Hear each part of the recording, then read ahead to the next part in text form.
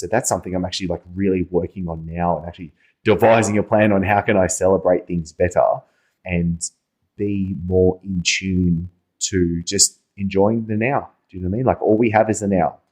The history is gone and the future, like tomorrow will never come. So all we have is the present.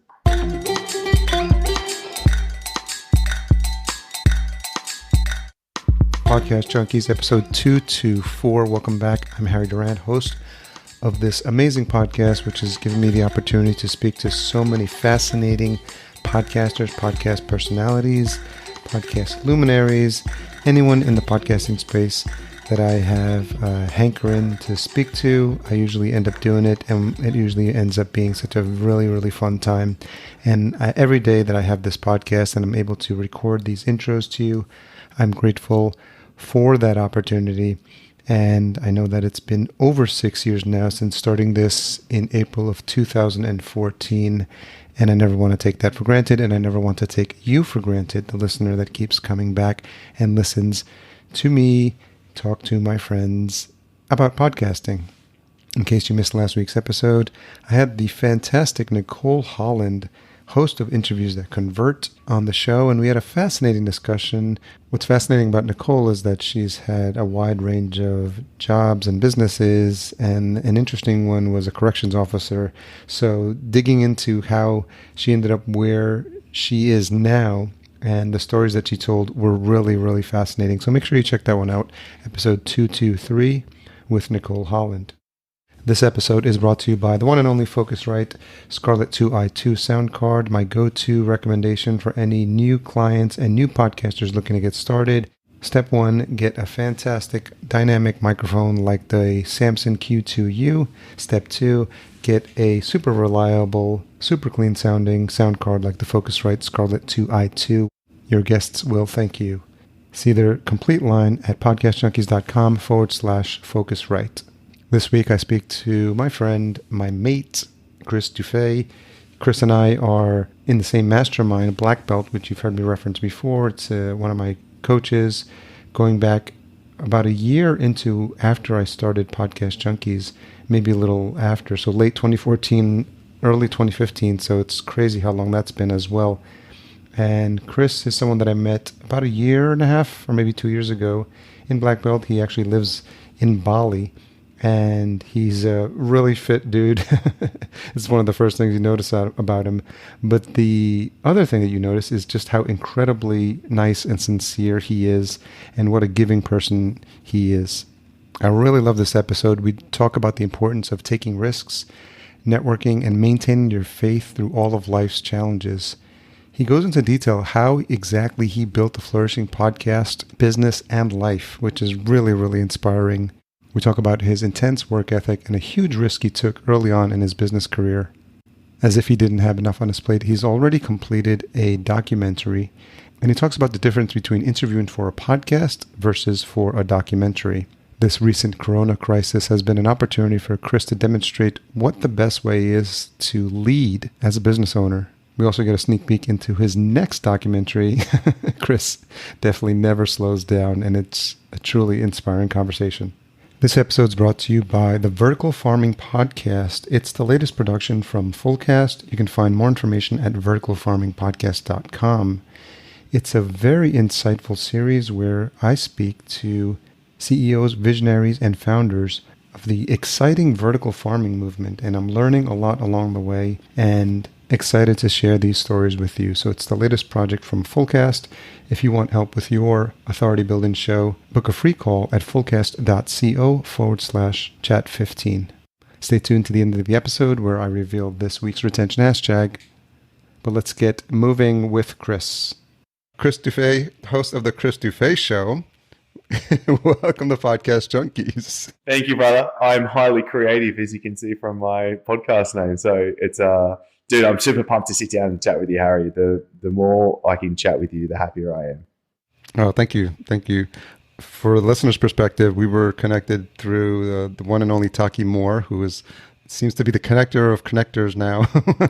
Mr. Moore is the man. And I joined Black Belt probably almost 4 years ago. And I didn't really have a coaching business because we have an agency, but I can't imagine not having that collection of peers, access to them, or just calling some of them friends. So we're going to talk a little bit about podcasting, but since that's our mutual connection point, talk to me about what having a network of peers like that is for, especially when we're going through challenging times like we are now. Dude, it's the most important thing, if I could be perfectly honest. I had a call yesterday with a couple of guys. We've kind of formed like our own mini mastermind that has come from Tarkies. Do you know what I mean? And essentially it's just a bunch of us guys that get together every fortnight. We talk business and we help each other and we keep each other highly accountable. But it goes beyond there as well. Because I'm also a big believer that we don't have business problems. We have personal problems that affect our business. And so if we think of the times that we're in right now, well, the thing is, yes, we have a lot of stress and a lot of thought that must go behind our business, but there's a lot of noise and distraction out there that are going to directly affect our business. If you're consuming too much social media, especially if you're consuming too much main media, you're going to be in fear, you're going to be in doubt, you're going to be in uncertainty. These things directly tie in and suck away from your ability of business. And on the flip side, it's great to have amazing friendships that weave and dance with being able to talk business, but then it goes so much beyond that as well. Do you remember what it was like when you didn't have access to a network like this? Yes, it was absolutely bollocks. No fun at all. So a little bit of like backstory, because I totally understand with what you're saying with this then. So I was a personal trainer since 18 in Sydney.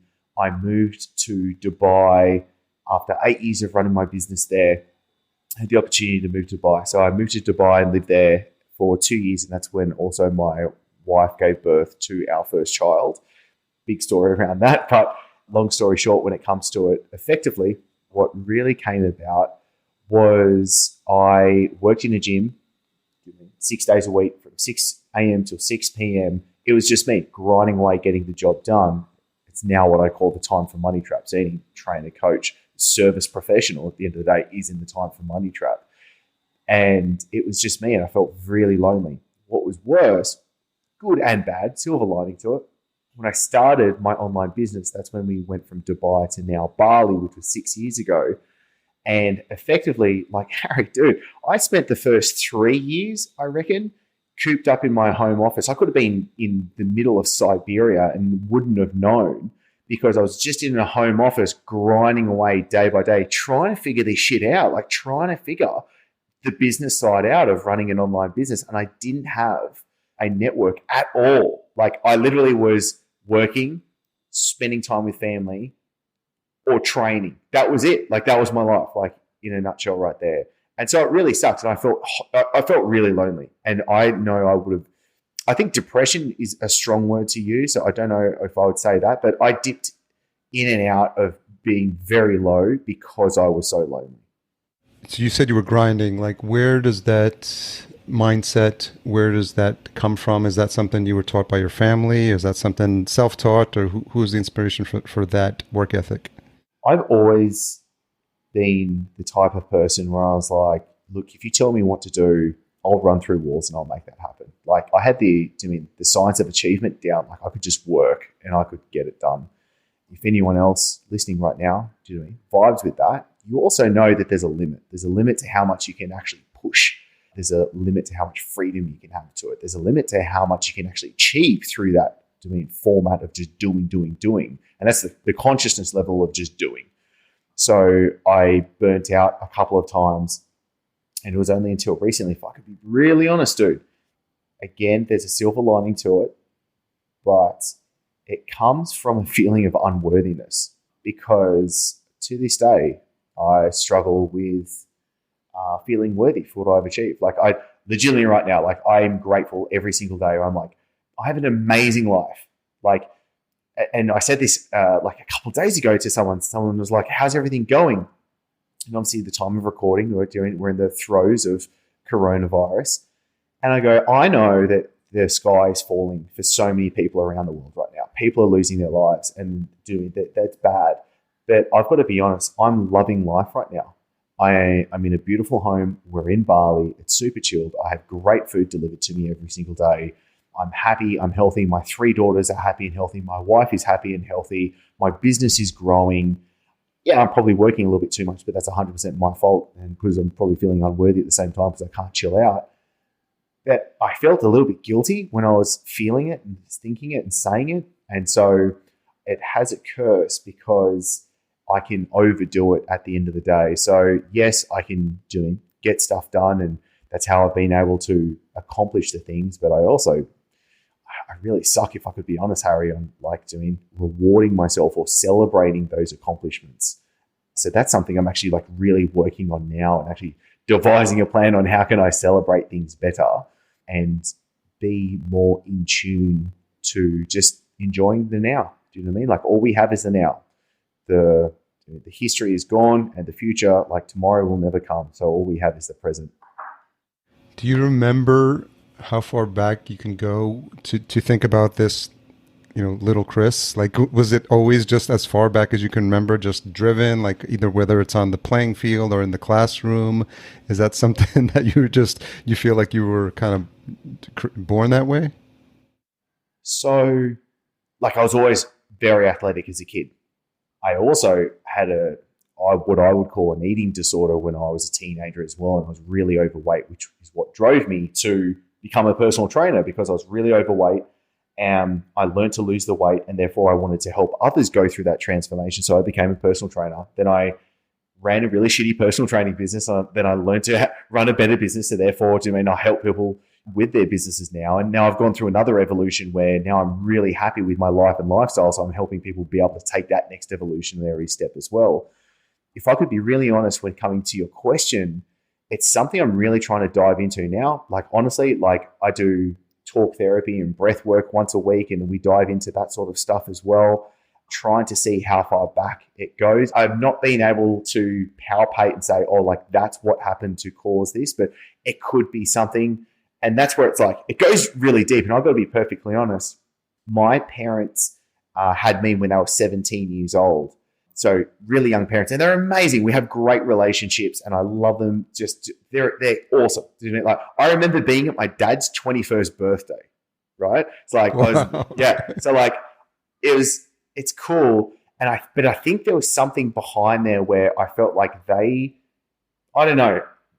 It's almost to the point of maybe they sacrificed so much for me, and therefore I've got some feeling of unworthiness that sits behind for some.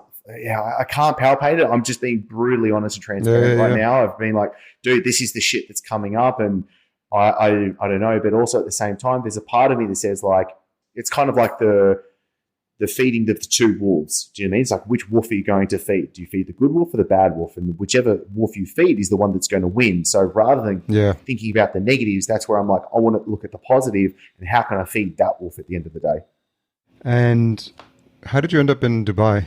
So I was a personal trainer in Sydney. I had a great personal training business. I had a team of personal trainers working for me.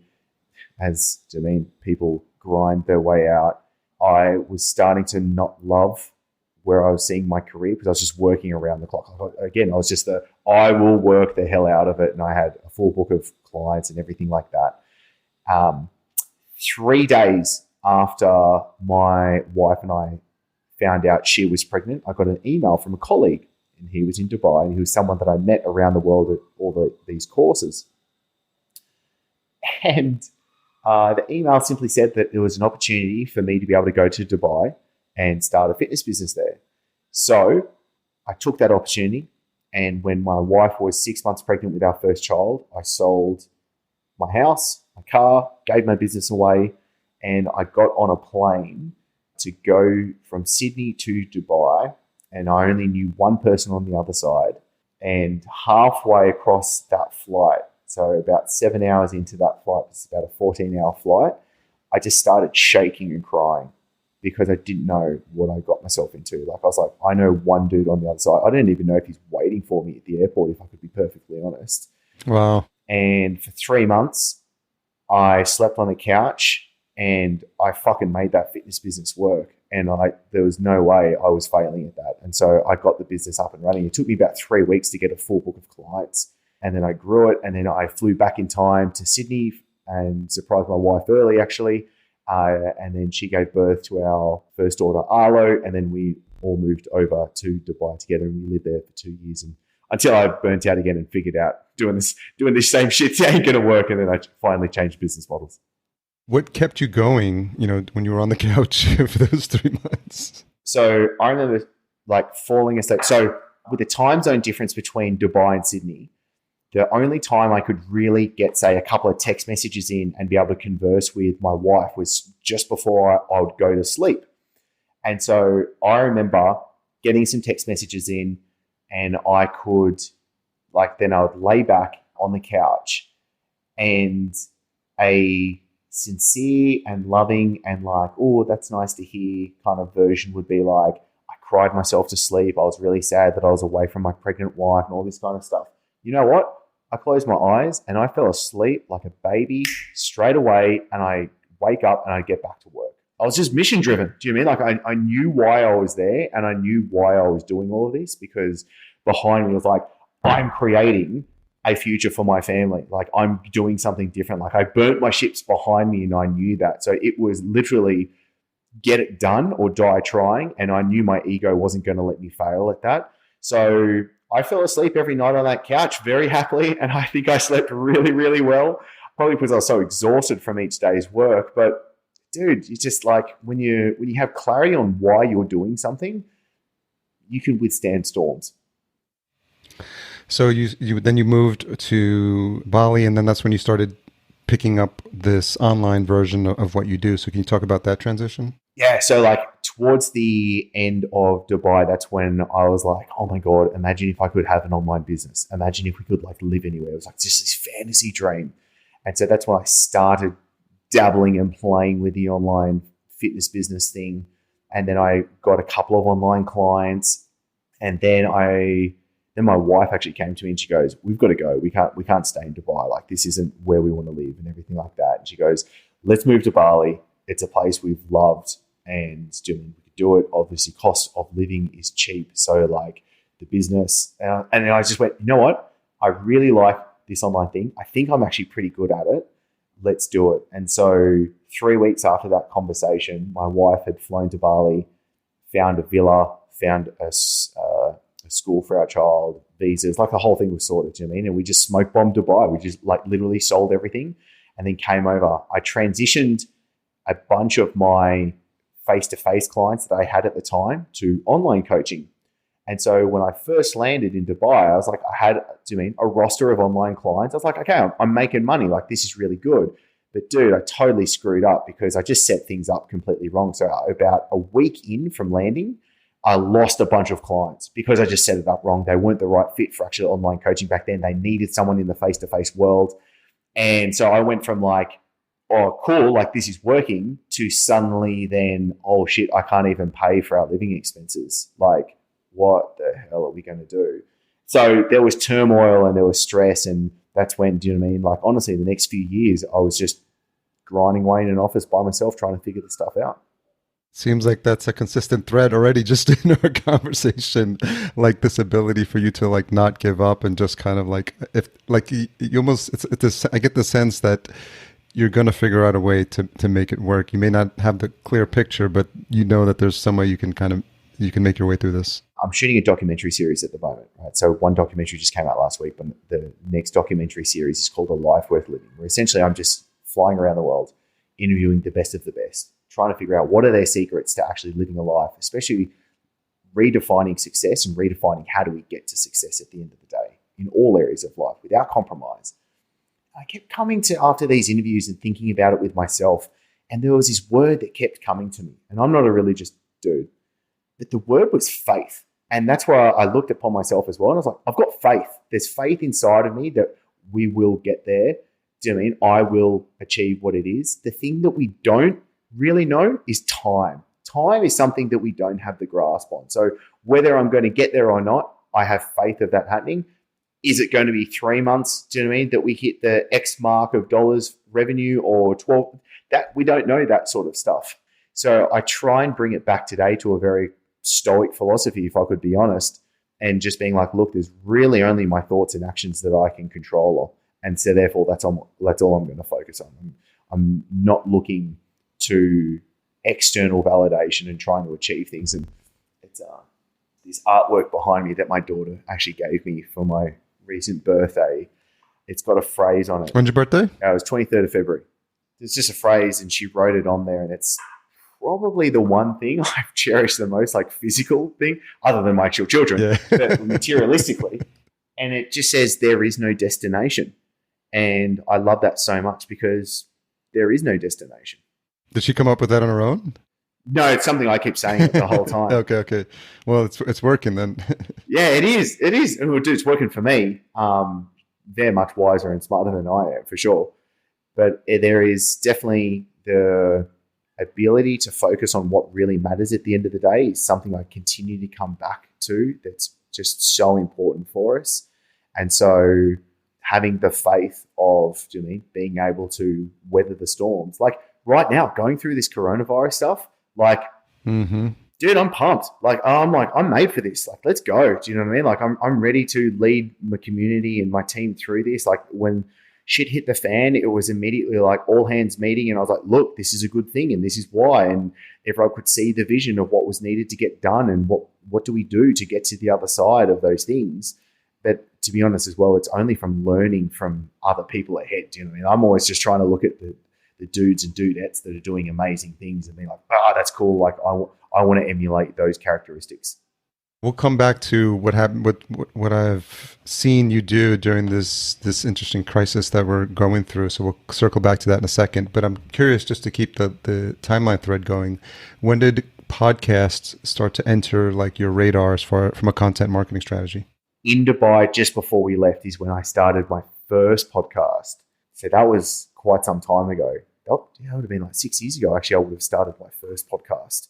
It was thanks to James Schramko. He was one of my mentors that I was still to this day. Funny story. It's because of James that I know Taki. Same here. So I followed James's stuff. He was probably one of the primary guys that I was learning and consuming information from. Then I went to James's event that I saw Taki speak at.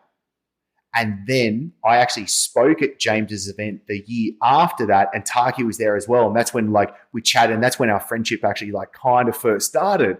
So it's really funny. James has the common thread with that one as well.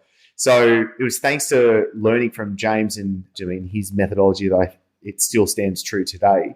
And I was like, oh my God, I think podcast is going to be awesome. Like, are you kidding me? I get to interview people that I really highly respect, and therefore it also helps me build my business. It's a no-brainer.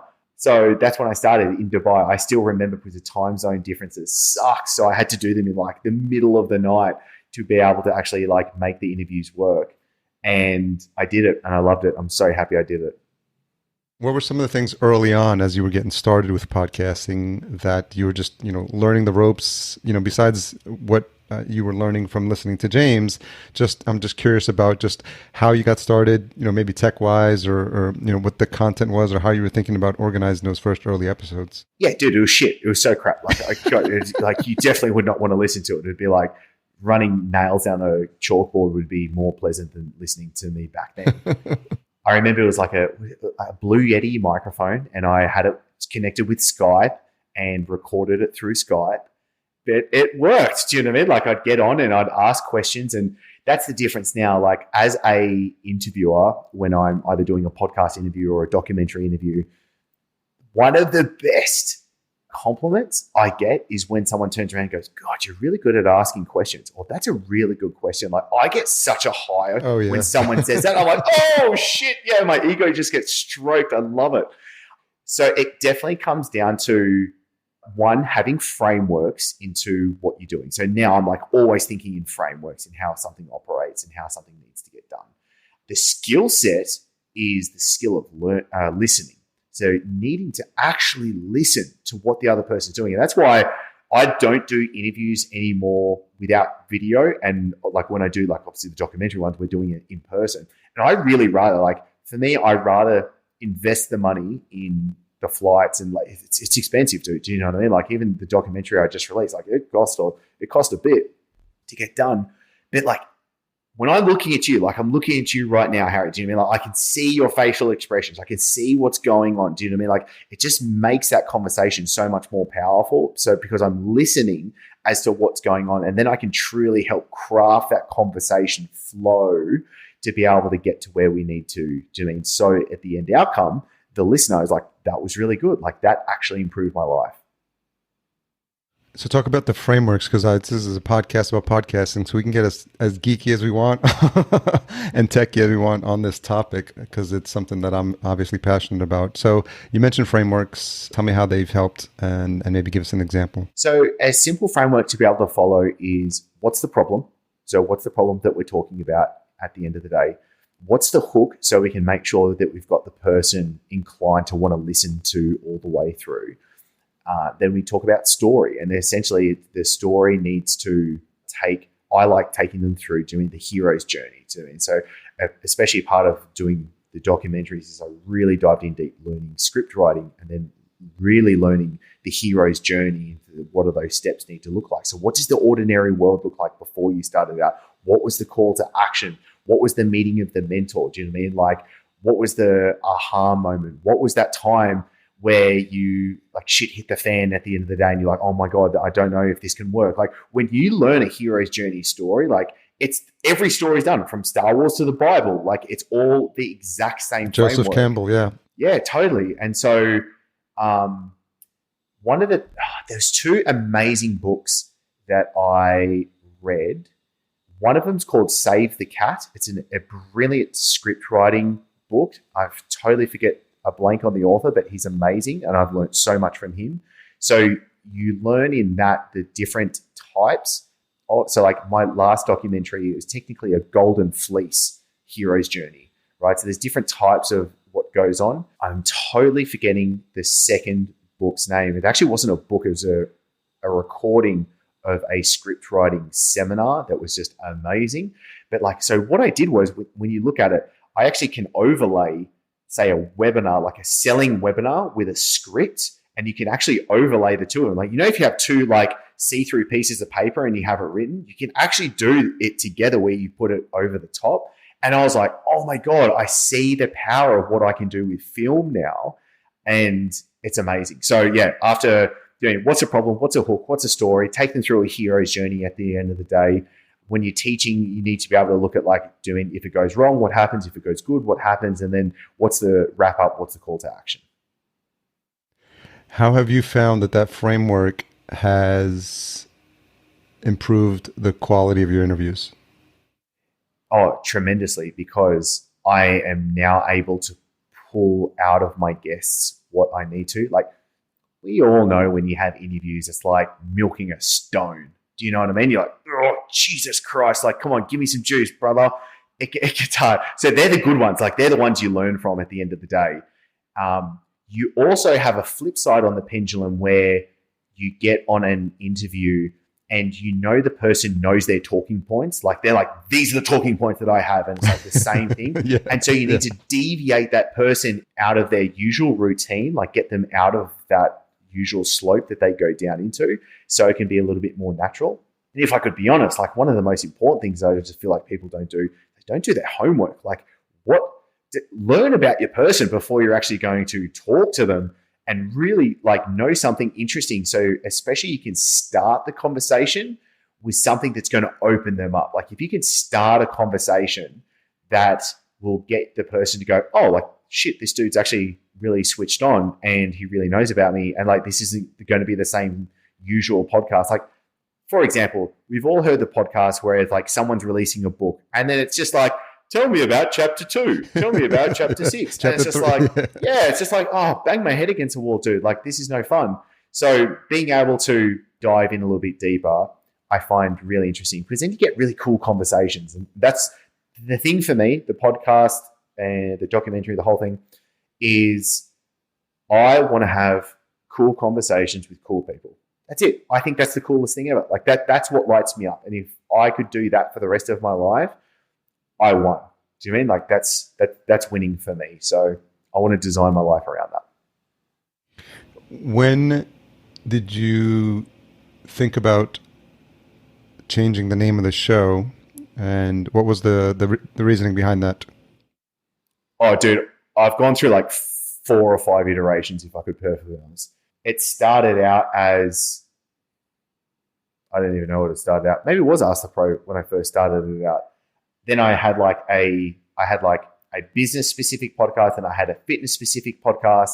And then I went through, and that's when recently it was maybe 15 months ago, maybe not even, maybe a bit over 12 months ago, I started the Chris Dufey Show simply because I wanted something that would stay with me as I evolve.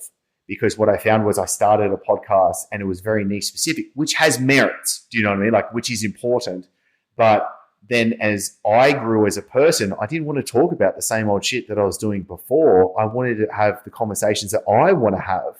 And so that's why I called it the Chris Dufey Show. So essentially it comes with me as I evolve and go through. So then I can have people talking from doing in-depth business stuff to health and fitness to psychedelics to all sorts of things, do you know what I mean? Because they're the things that I want to talk about that interest me.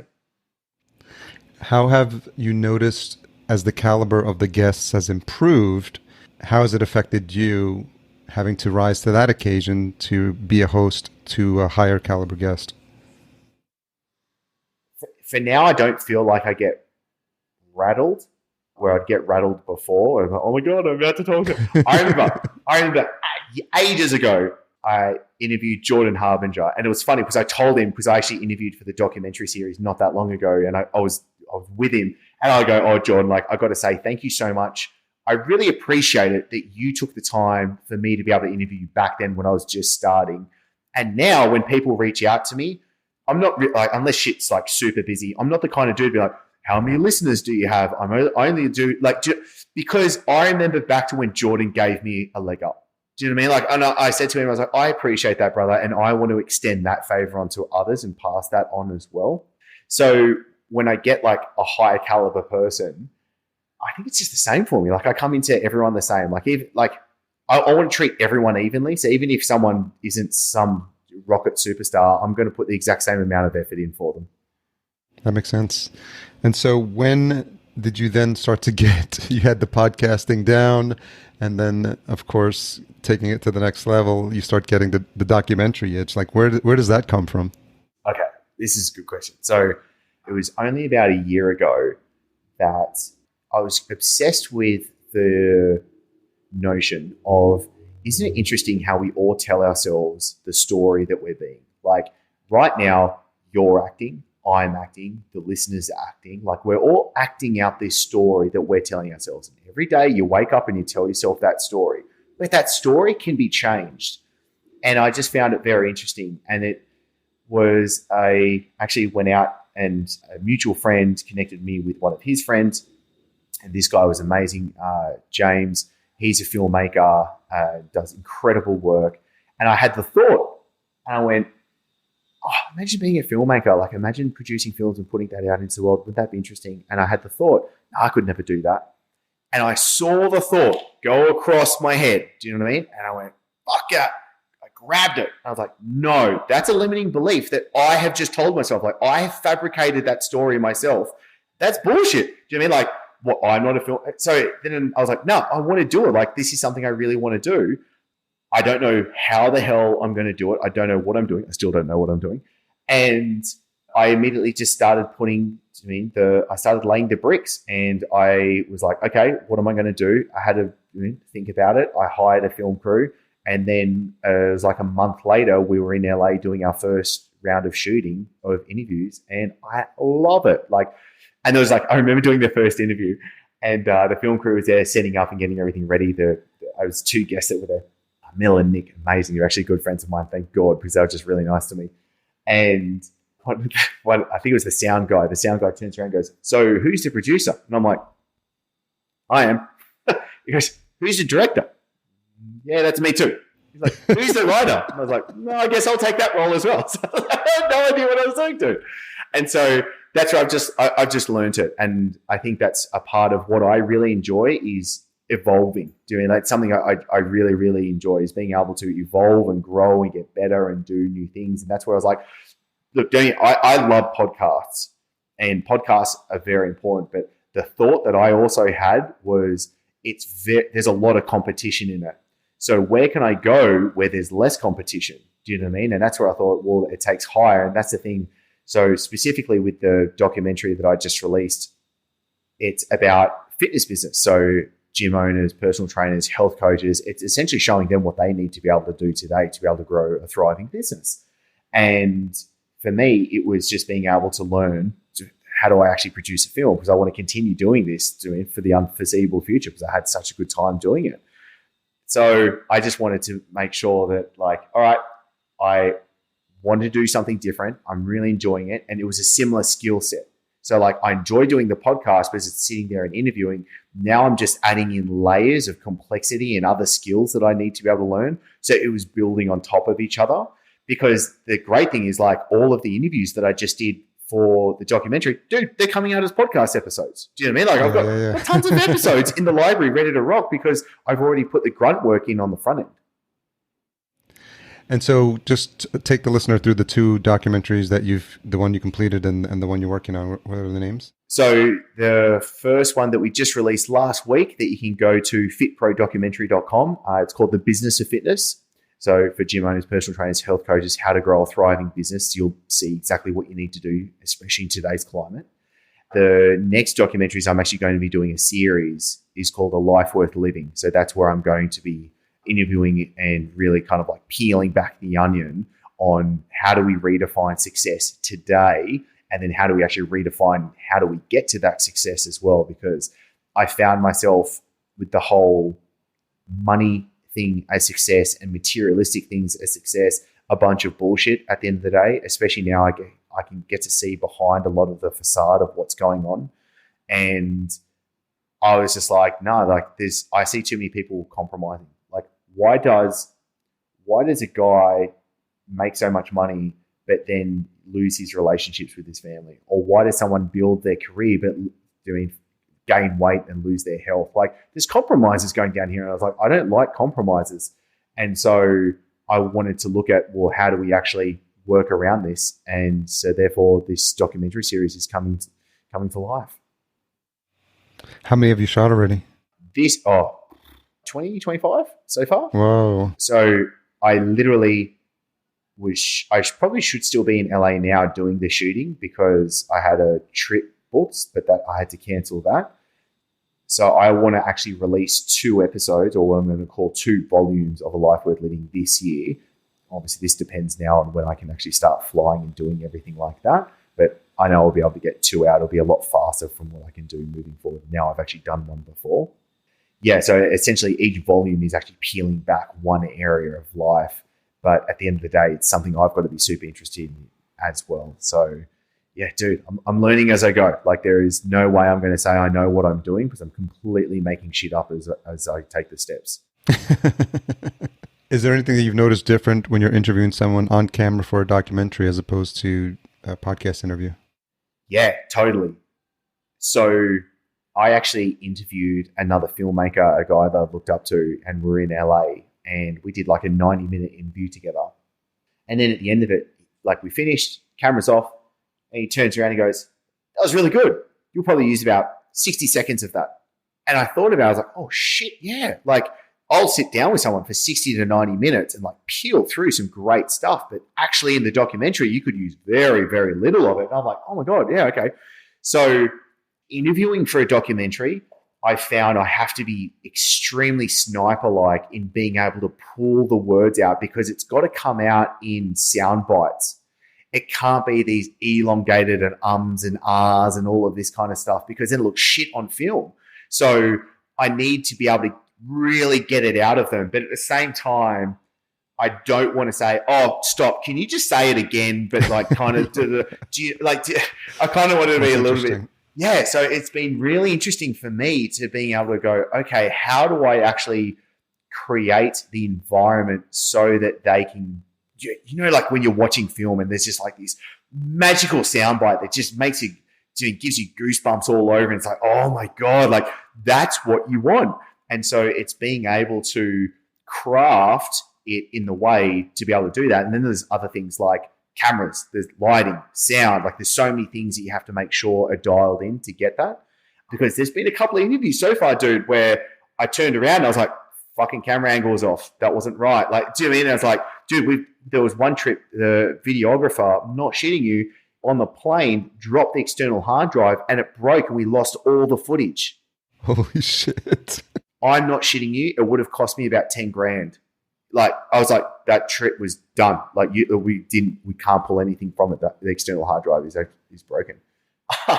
So I nearly cried when that happened, but I honestly am happy that it happened because now I go back and can do it again and it will be so much better. So yeah, there was definitely a silver lining in that one.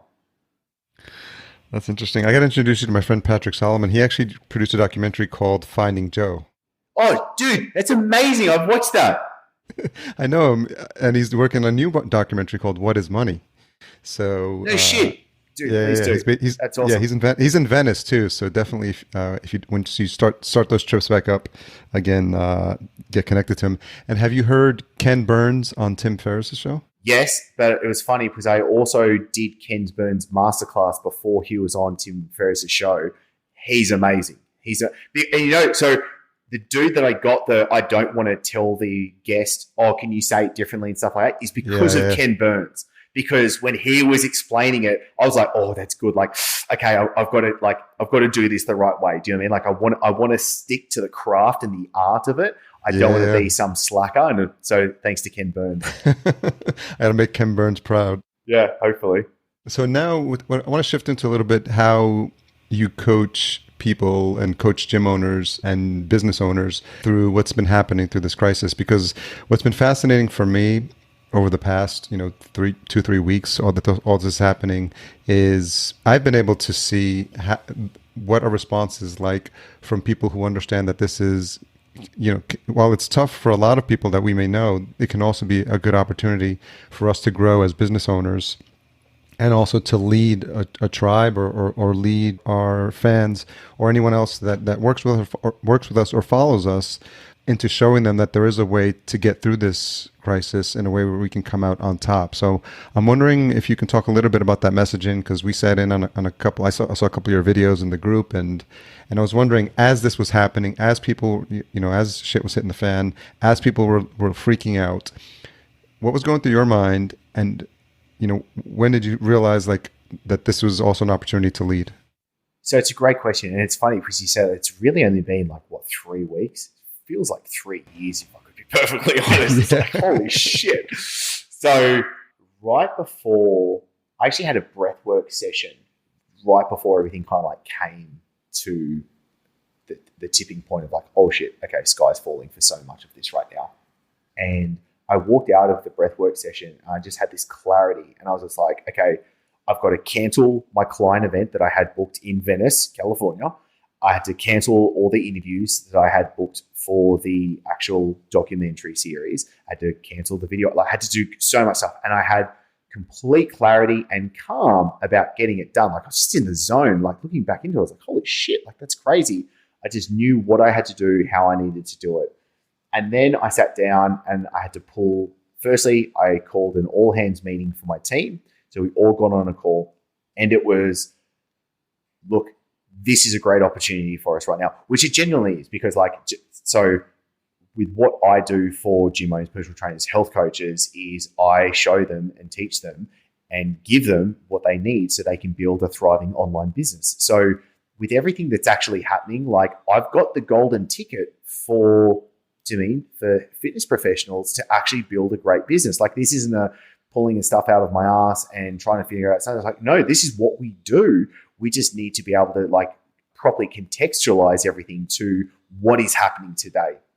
So I pulled the all hands meeting for my team, walked them through doing, this is a good opportunity. This is why. So everyone got off that call being like, oh my God, I had a couple of my coaches message me and go, dude, I was super stressed before that, but I feel so much better after that chat. And I was like, great, exactly right. Then I did the exact same for my members. And I go, this is a good opportunity for you, because think about it. Everyone is now at home on their mobile devices, on their computers, needing health and fitness help. That's what you do. Do you know what I mean? So this is huge opportunity. So then it got them out of fear and lack and uncertainty to now being this is an opportunity that needs to be taken advantage of. Then I went through doing the actions of what do we need to do with operations of the business, marketing the business, sales and business, coaching the business. Like I went through the different departments to be able to really break that down on what it is that we needed to be able to do with it. And then from there, it was making sure that number one, especially going through all of this, there was the other thing. There's the personal side of things. So we need to talk about this. There's the how are you taking care of yourself physically and mentally and spiritually as you go through what's going on. So I'm not watching we don't have a TV. I'm really limited my social media consumption. Like I just don't want to be consuming that side of stuff.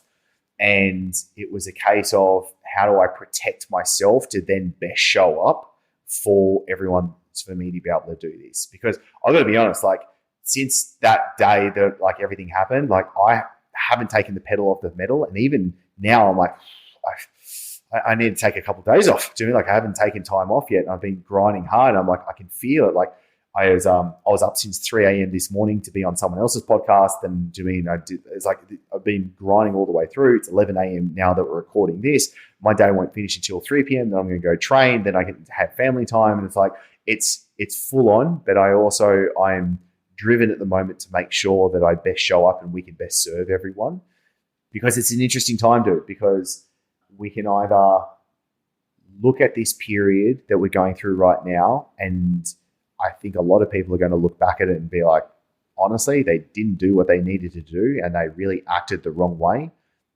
Some people are going to get through it to the other side, but like, do you mean there'll be some battle scars, but they would have gotten through it, but not with a huge positive. And then there's other people that are going to thrive on this. And so even if we look doing economically as what's happening, there's a recession coming if we're not have already started it right now. Is that a bad thing? No, it's not a bad thing. Like it's simply money changing hands. Are you able to position yourself so the money changes to your hands at the end of the day? Then there was the other things, like we're in Bali right now. We're like, well, do we want to stay in Bali? Do we go back to Australia? Like where are we going to, like we just moved into our new villa that we just had finished getting renovated. Like there was all of these personal things that we needed to take care of as well. Like my girls, I've got 3 daughters, a 6, 4 and 11-month-old. My 6-year-old and 4-year-old are downstairs homeschooling right now. It's just, there's a lot of cogs in the wheel that we have to take care of ourselves and to make sure that it's all working, because if one of the cogs stops working, then the entire machine falls apart. That's interesting. Yeah, I mean, it's been inspiring to see how many people in the group, yourself included, see this as the opportunity that it can be. And sometimes some people need that kick in the pants sometimes to realize that there is, especially people that may have not been through something like this before, I think, because there is a lot of opportunities to lead and there's people who need some of the services that we're providing as well. 100% for sure. The other thing I'd love to say to this as well is if someone is in not thriving right now, and this is really bad, maybe you've lost your job, maybe your business is really starting to go down and under and all of these kind of things, don't look at other people and be like, oh my God, that person's business is thriving and kicking ass and 10xing and all of this kind of stuff. You've got to be very careful about how you compare yourself to others. And this is something I see a lot in the business world, a lot in the masterminds that we're all in, is looking at someone being like, for example, someone goes, oh, do you mean I just made $60,000 of sales today? Okay, cool bananas. But there's a couple of things we don't know. We don't know your profit margin. We don't know, do you mean, is it actually cash collected? We don't know, did that really happen? We don't know, is your relationship with your wife falling apart? We don't know, there's so many things that we don't know at the end of the day. And so that's why when it comes to success, in doing air quotes, a lot of people look at dollars because the scoreboard of business is dollars, and it's very easy to use that scoreboard as dollars. But what about the scoreboard for all of the other areas of life? And that's where so many people just do not actually look at that, and you need to fix that. So good. So well said. Thank you, brother. A couple of questions as we wrap up. What's something you've changed your mind about recently? Ooh, love this question. What is something I've changed my mind about recently? I like to think a lot, if I could be honest. Like for me, I'm always questioning. No, my goals. I'll tell you what it is. My goals. It was only a few days ago. I said to myself, and then I shot some content, and I said this to my team and members and stuff like that. I go, with everything going on in the world right now, this is an ideal time to question everything. Like question everything. And that's where I did it to myself first, because I always want to come from a place of like speaking gestalt rather than speaking from just advice. And that's where I want to be like, okay, like, what is it that I actually want to achieve? So the first thing I did was I have to journal, because if I try and have a conversation with myself in my head, it just turns to shit, and I need to like write it out to have that conversation with myself. So the first thing was, what is it that I want to achieve in 2020? And I looked at my goals for this year and I go, things have clearly changed. So what is it that I want to achieve? Because we have to have a target to where we want to be able to go. So what are the things that I want to be able to do in 2020? And then it was like, well, what are my goals moving forward? What is it that I want to do? How is it that I want to live my life? Like, how is it that I looked at my daily routine. I go, what is it that I want to do in my days now? And I just really peeled everything back looking at that. And then I continued to try and come back to that as well and be like, okay, look, my thoughts and my actions and my, especially goal-wise, internal goals are more important than external goals, because I can't, for example, the documentary. When I first was like, yeah, I'm going to shoot a documentary, I was like, I want to get a documentary and win a Sundance Award, right? That's me being Dick Chris right now. And then I was like, okay, like after quite some time, many months, I was like, that's silly. Do you know what I mean? And I was really studying Stoic philosophy, and I was like, that's a goal that I can't have, because it's outside of what I can control. What I can control is, am I proud of what I produce and release into the world? And the night before I released the documentary, I asked myself, am I proud to release this to the world? And I was, and I am. And so I clicked that button and it went out, and I mean, it's in the world now. So that's where I was like, okay, question everything. If someone can walk away from this episode today, sit down and question everything. Like the limiting beliefs that we can have are so terrible. And that's when you need to be really honest and upfront. And it's painful and it doesn't feel good when you do it. But I tell you what, if you do it now, you will save yourself so much pain and you will be able to feel so much better as well. So good. What's the most misunderstood thing about you? I have no idea, if I could be perfectly honest. I don't know what people think of me. I couldn't give a shit what people think of me, if I could be honest as well. Oh, you know what? I always find this funny. Do you know what I mean? I'm muscular, I've trained, do you know what I mean? I've got beard, I've got tattoos, all that kind of stuff. I'm a massive teddy bear on the inside. Like, dude, I think I'm a massive teddy bear that just wants to meditate and chill out and have fun. Like, yeah. Yeah, and then having connected with you in person and knowing you for a couple of years now, I can definitely vouch for you on that front. So, yeah, I would imagine people on first impression think of you one way, and then as they get to know you, find out what your heart's made of. I've got to be honest, it's funny because I actually like that. It's like when someone said to me the other day, like when they first saw me in the gym, they're like, "Oh shit!" Like I didn't come up and say hi to you. You look pretty serious. And I was like, when I'm doing something, especially training, course, I'm in the moment. I'm there, like I'm working hard. But then they're like, oh, like what they thought of me first wasn't doing what they now think of me, and that's perfectly fine. And it's also interesting, like walking into like boardrooms and masterminds and stuff like that. People are like, who's this meathead? And I like that, do you know what I mean? Because I can fly under the radar. But it's just interesting. And so I can share a super quick story when it comes to this. Was when I was a trainer in Dubai, it wasn't long after I first was there. There was this Emirati guy. He was probably just under my shoulder height, and he weighed about 142 kilos at the time. So he was a big boy. And he came up to me, and I remember seeing him rock up to the gym every morning, and it was in this beaten up Jeep that was like falling apart, like this Jeep, like I don't know what it was. This Jeep was like small, little, beaten up, looked like crap, right? And then he came up to me and he was like, "Hey, Chris, like I've seen you training people. I want to train with you." And I was like, "Great, like let's have a sit down. Let's just have a quick conversation and see if we're a good fit." And I took him through like an analysis and an assessment. And then we got to the selling part of the conversation, right? And I'm like, okay, his name was Ahmed. I go, all right, Ahmed. So like everything being like, I think we should train once a week and blah, blah, blah. He goes, oh, Chris, like I can train more often if you want. And I go, oh, okay.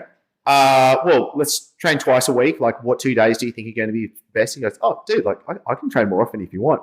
And so obviously I was coming to the conversation with this guy can only afford so much. Interesting. Right? Yeah. And therefore, that's why I was saying what I was saying.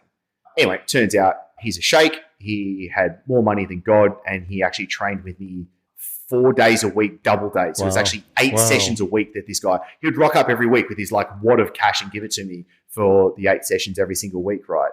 And I remember that point because I judged him, and I judged him wrongly.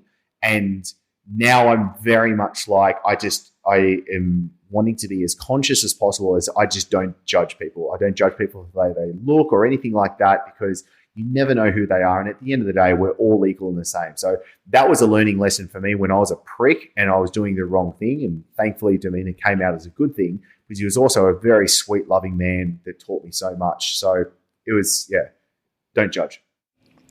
Such an important lesson.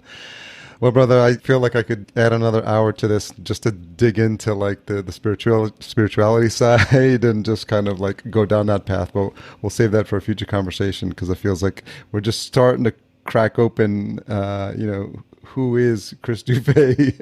So this is the part one of that conversation. So I just want to say that it's been, a pleasure to like see you in action from afar, and even meeting you at the intensives and seeing how your mind works, your brain work, being inspired by your drive, by your motivation, by your desire to be a better person. That's contagious as hell. And it's something that's really, really inspiring. So I just want to congratulate you on the success you've had. And it's just, the listener can tell that it's because of who you are as a person, how you grew up, and just this desire to constantly want to be better is evident in everything that you do. Dude, thank you so much. I appreciate you, Harry, and it's always great chatting with you, brother. So, look, being able to share this, and for the listener right now, you've spent an hour with us, and I don't take that lightly at all. So I appreciate you spending the time with us. So where's the best place for folks to connect with you online? Easiest place to go would just go to the Chris Dufey Show podcast, wherever you listen to podcasts. And if you want to get the documentary, go to fitprodocumentary.com. Well, thanks again for your time, brother. Take care. Thank you, Harry. I really can't get over what a nice dude Chris is. And I said it at the beginning of the show, if you were to meet him, you'd probably be intimidated, but he is truly a teddy bear, and he's a kind-hearted soul, and he has such a dedication to his work, to his family, to his life, to always striving to get ahead. I just felt that as a consistent theme in our conversation. Like, he's always looking for the best way to perform at his optimum, at his best. And it's really a truly inspiring episode. I'd be interested to hear what your takeaways are. So as always, send me a note, send me an email. If anything specifically resonated with you, Harry at podcastjunkies.com. You can always tag us on Twitter, podcast_junkies, when you see the promos for the episodes. But grateful for this opportunity to get inspired and to learn some ideas about how businesses can cope during these times of crisis. This is not the first one, and by all means won't be the last one. So I think building up that resilience gene is always a good thing. Thanks again to our sponsor, Focusrite, makers of the Scarlett 2i2 sound card. Make sure you pick up the 3G latest generation and improve the quality of your podcast immediately. Intro and outro music composed by Cedar and Soil, my great friend George Abiana, who, little did he know 6 years ago when he built that little ditty for me, would be the ongoing music and soundtrack for Podcast Junkies. Thank you, George. Check out his music at cedarsoil.com. Podcast production and marketing provided by Fullcast. Book a free call at fullcast.co/chat15 to see how we can help you launch, produce, and market your authority-building podcast. Stay tuned next week for my conversation with Henneke Watkins Porter. Interestingly enough, Henneke was one of the last few conversations I recorded prior to heading out to PodFest, so it's really interesting to think about pre-COVID and COVID conversations, and to be able to capture a moment in time when little did we know how much the life we knew would change in the span of a week or two. So her energy level is always high, and I know you won't be disappointed. If you made it this far, no doubt you're waiting for the retention hashtag. Let's go with Inspiring Chris for this episode. Inspiring Chris, one word, and you can tag me at podcast_junkies and Chris at Chris Dufey, CHRISDUFEY. As always, stay safe. Thank you for everything you do to spread the word about Podcast Junkies and to support the show. I'm truly appreciative. Have a fantastic day.